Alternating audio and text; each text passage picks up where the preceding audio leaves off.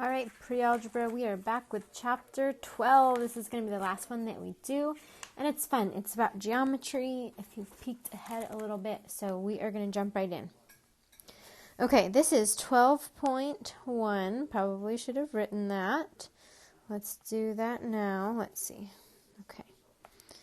Oops. 12.1. All right, this is called Basic Geometric Figures. I'm just going to write geometry. And we are going to just kind of take a look at some really basic things that are going to expand a little bit more. So we have a lot to cover. Take notes because you can use those notes, or please use your book when we are looking at taking your last assessment, okay? All right. So actually, let's kind of come back here. So we need to take a look at three things. If we have just a dot, that's called a point, or point in space, which means that it's only on a flat surface, like if you drew a dot on a piece of paper. Okay, it's on a flat surface, it's in one dimension, it's on one plane, but it is only one point in a spot there. Okay, so it's not a line, it's just a dot. Okay, and we're going to call that a point, and it's going to be called point A because it's named A. Make sense? Okay, a line has to have 2 points on that line that are named in order to name the line. Okay, we can't just call it line C if that's 1 point. Now, there will be an opportunity that we might see where we see somebody saying, here is a line, and calling it line L.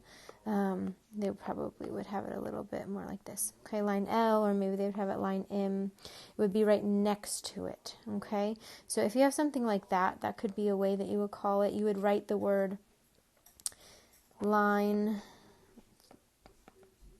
M like this. Okay, now most of the time we're going to have 2 points, and we are going to name a line based on the 2 points. Now what you'll notice here is that the line goes on forever and ever in both directions. That part's very important. And we're going to note it where we also call it BC, starting from left to right here. It doesn't always have to start left to right. It depends on the order in which you are referring to it with something else, but as long as you have those 2 arrows on either end and just a B, C, or if you called this CB, it would be the same line, okay, because we have both C and B. Okay, and then lastly, we could have a plane. A plane, now really, this goes on forever and ever and ever. It's not like a piece of paper. Now, a piece of paper is a plane, but it's a section of a plane. A plane goes on in length and width forever and ever. So we need to have 3 points to call something a plane. If we only had 2, it would be a line. So we could have a line, AB, that was a part of plane ABC, but what we want to know is that in order to have a point, you need to have 1. In order to have a line, you have to have 2 points. And in order to have a plane, you have to have 3 points. Okay? All right. Now, we're just going to name it based on 3 of the points. Now, there could be more points. That's fine, but you have to have a minimum 3. We're going to write out the word plane. Okay? So here is just a quick little recap. We've got points, lines, and planes, and we'll just name it as point A. Line BC is written with this line on top, and plane and ABC. Okay, so we have to have the 3 points. Order does not matter here either. Okay, the other 2 that we could have would be a segment and an array. And so these 2 are going to be a lot like a line you might recognize, except there's a little bit of a difference. A line goes on forever and ever in both directions, and a segment is only a part of a line. So instead of having a line that goes on forever and ever, it's if you had a piece of yarn and it was going all the way around the room and you cut off a part of it, this is a segment. Technically, that yarn would be a segment too, since it can't go on forever. And it starts at G and H. It has a point at, they're called endpoints, so it's a point that's at the end. Okay, we will call it GH. You could call it HG, but I want you to take a look at this segment. Do you see? There are no little arrows going either direction. It is just a line. Now, it's not wrong to have a point on both ends. You could do that. And this would also be a way to note a segment, okay? But often people will just write it as a line, so either one is fine. You can have a line like this, or you can have endpoints on both ends. Okay, Lastly, array. Array is like a line. It's in between a line and a segment where it has one endpoint and then an arrow that goes on forever and ever in only one direction. So it starts somewhere and then it will go on forever. You need a second point on that line to be named in order to name the ray. We're going to call it ray JK, although this is not a joke. And the notation is important here because it has to have one arrow in one direction. Now, could you do an endpoint and then do the arrow? Yes, you can. Either one of those is correct. Okay, so let's do a quick little recap. I know there's a lot of information. I want to take a look at the difference between these three. A segment has two endpoints, and we are going to note it this way. Okay, array has one endpoint, and then it goes on forever and ever. And so if it goes on forever and ever in only one direction, we are going to have one little arrow. Okay, and then a line goes on in both directions forever and ever, and we will note it in this way. Okay, and then again we have to have the point, line, and plane. 1 point, 2 points, and 3 points in order to decipher these. This has no dimensions. This has one dimension. This would have two dimensions. This is just length. This would be length and width. So 0 dimensions, 1 dimension, and 2 dimensions. You can look at it in that way too.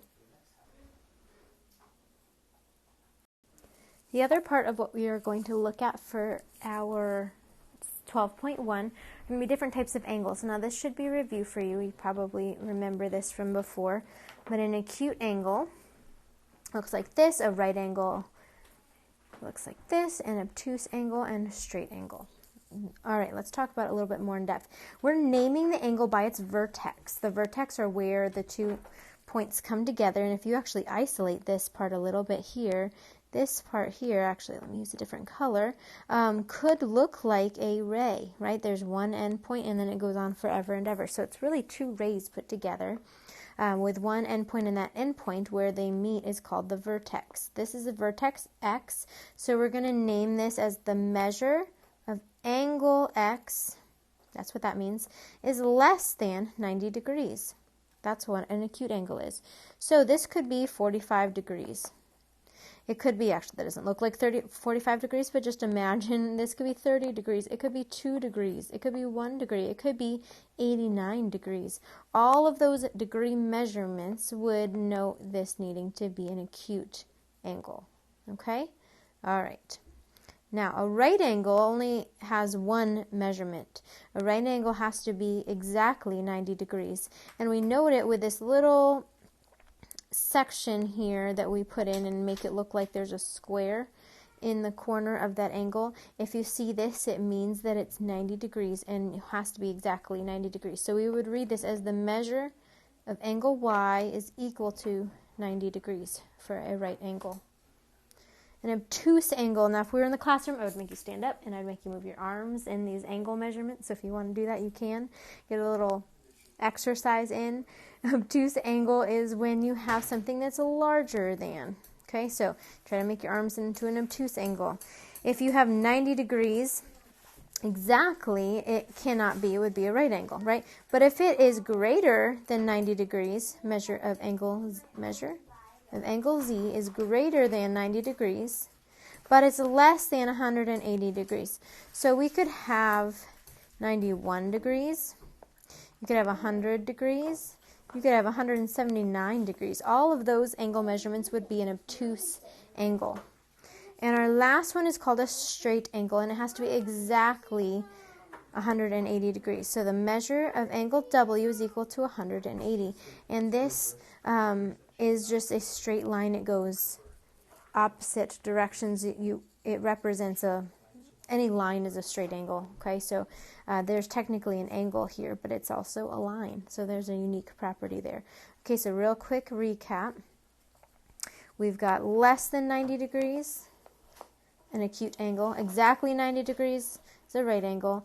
Greater than 90, but less than 180, again, or not equal to, just greater than or less than, is an obtuse angle. And then our last one, when it's 180 degrees, is called a straight angle. Yes, you can have an angle that is even more than 180. You can have an angle measurement more than 360 even. That just means it's going to kind of circle around, but we'll get to those in later years. Okay, almost there. Let's try a couple here.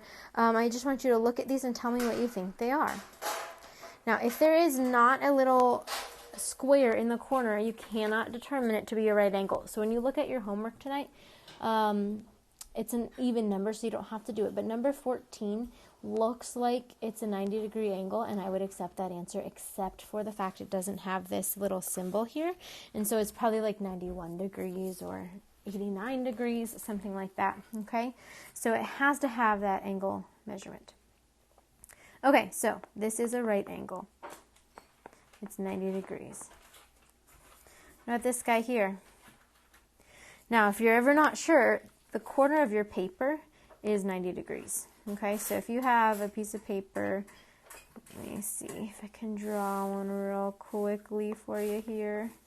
Let's see, if you had a piece of paper, any time you have a piece of paper, you have a 90-degree angle in this corner. Okay, so this section here is really a 90-degree angle. So put your paper in to your angle. Okay, and this is greater than that, right? So if it's greater than, this is going to be an obtuse angle. Okay, now let's snag my piece of paper again. Let's bring it over. Oh, I guess I can take part of it and not the other part of it. All right, we might have a little degree symbol with us here. Let's see if I can do this. All right, do you think I can do it, Nola? I'm moving some of my paper, that's okay. This one clearly is less than 90 degrees, okay? So this would also be an acute angle. I guess we didn't have another one yet, right? Acute angle. All right, what about down here? This would be a straight angle, right? If this were a line, how would we name this? This would be line AB, and we note it with a little arrow on top. What about this one here? Line, well, not really, it doesn't go on forever and ever. It is called AB, but this is a segment. Segment AB. And what is this? Actually, I need to have a second letter on here. This is ray AB. Now, ray AB, the beginning part does have to come first.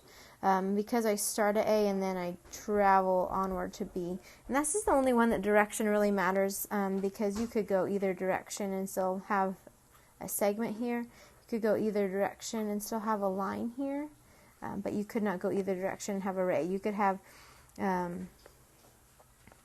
ray that was BA, but it would look like this. Okay, so this is ray BA. And this is ray AB. Okay, do you see the difference there? It's very subtle. It's just a little bit. It's whichever one comes first. So this is ray BA. Okay? You basically have to, it's like you have directions. You start at B, start at the first one, and then follow along. You'll end up hitting A and then go on forever. Okay, that's really why.